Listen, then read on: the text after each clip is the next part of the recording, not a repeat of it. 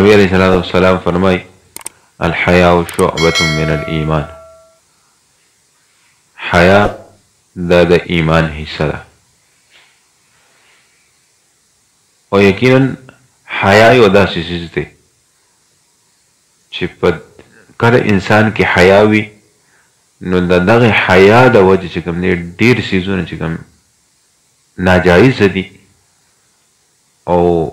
انسان یې بد ګڼي د هغې نه الله رب العزت د دغه صرف حیا په وجه باندې الله رب العزت انسان د ډېرو ګناهونو نه ساتي. لکه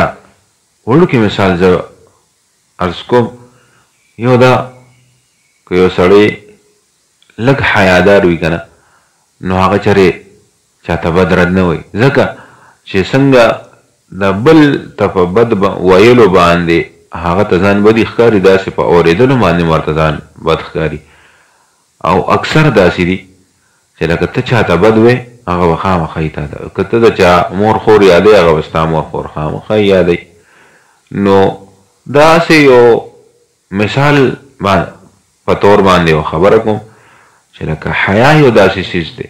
چې دا سړی د ډېرو ګناهونو نه ساتي. بل ځای کې نبي علیه السلام فرمایي اذا فاتك الحیا فاصنع ما شئت او فافعل ما شئت. کله چې انسان حیا پرېږدي، حیا لر کړي د ځان نه،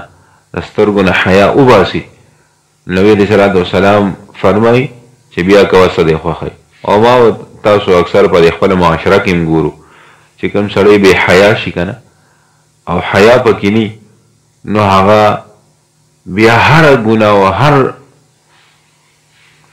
داسې کار چې هغه ما او تاسو بد ګڼو هغه کوي، په هغې باندې بریک نه نیسي او بس ورځي پې د مور پلار سره بدتمیزي، دغه شانتې د کشرانو سره چې کوم دی ځان ورکوټې کول، بلکې د هغې نه ځان غورځول وړو سره. او چې کوم سړی لږ حیاداري که نه د هغه هر څیز ډېر په ترتیب باندې وړو سره د هغې مطابق د هغې نه ځان غورځول نه، لوی سره د هغې مطابق بلکې د هغې د قدر او منزلت نه سیوا قدر کوي. نو عرض تا کوم چې د حیا یو داسې څیز دی چې نبي علیه السلام ورته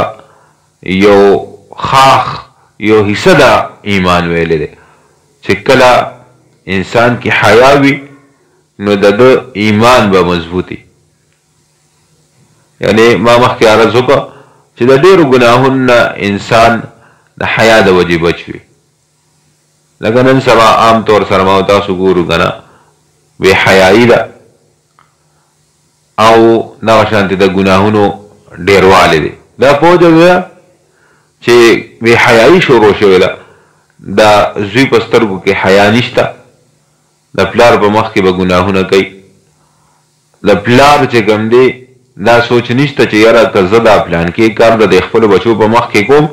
نو دی به زما څه قدر او عزت وکړي، دی به زما بیا سبا زما مخې ته به څنګه سم په ادب ناست او زما ادب به وکړي. نه، بس د پلار ځان له یو سوچ دی. بس دا نه یم چې دا صرف دا بې حیایي چې کوم دی دا صرف زمونږ په نوي نسل کې دی، په نوي کل کې دی، حالانکې زمونږ مشران چې کوم دي هغې خپل فرایض نه ادا کوي. دا مشرانو دا فریضه ده، دا په هغې باندې فرض دي، دا په هغې دا باندې لازم دي چې د خپلو کشرانو د هغې د ادب د هغې د حیا خیال وساتي، چې هغې ته داسې تعلیم ورکړي، داسې خبرې ورته زده کړي چې یاره هغې سبا په محفل کې ناستي، مشر سره ناستي او دغه شانتې کشرانو کې ناستي، نو چې د هر چا خپل مقام پیژني. دا څه دا عرض تا کوم چې یوازې دا ګورې دا د هلکانو کې دا غلطي نه ده، دا د مشرانو کې هم غلطي ده چې هغې تربیت داسې ونه کړی شي چې هغه مشر دا زمونږ واړه زمونږ نوی نسل چې کوم دی دا د مشر او کشر ادب وپېژني. دا د څه د وجې حیا ني. نو په دغې وجه الله رب العزت دی ما او تاسو کې حیا راولي، چونکې حیا د ډیرو ګناهونو نه مانع ده. نو الله رب العزت دې ما تاسو کې حیا راولي